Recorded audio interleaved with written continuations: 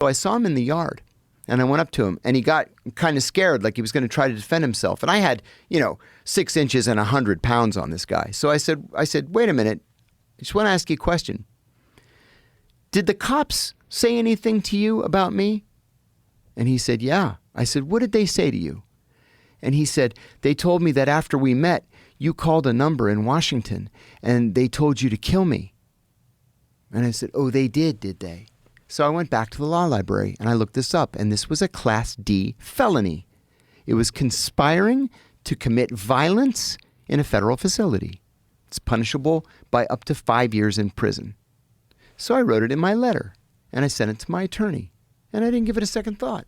I didn't know my attorney was friends with Arianna Huffington, who then put it on Huffington Post with this banner headline, millions of hits. The next thing I know, Jake Tapper drives to the prison to interview me, and it's everywhere from CNN to Playboy to The Economist and Time Magazine, when Time Magazine was a thing, and NPR's calling the prison to interview me, and the next thing I know, I'm called to the warden's office. Well, that's in an off-limits part of the facility.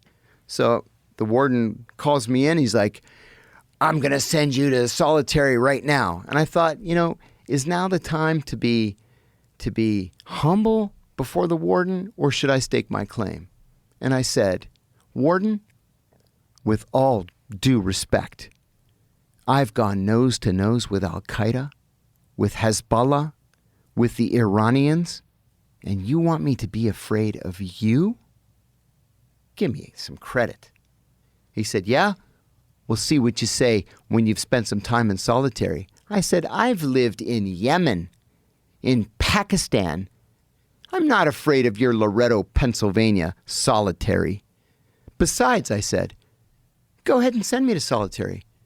CNN's going to be waiting for you next to your car in the parking lot. And I just looked at him. I never went to solitary, not for a minute.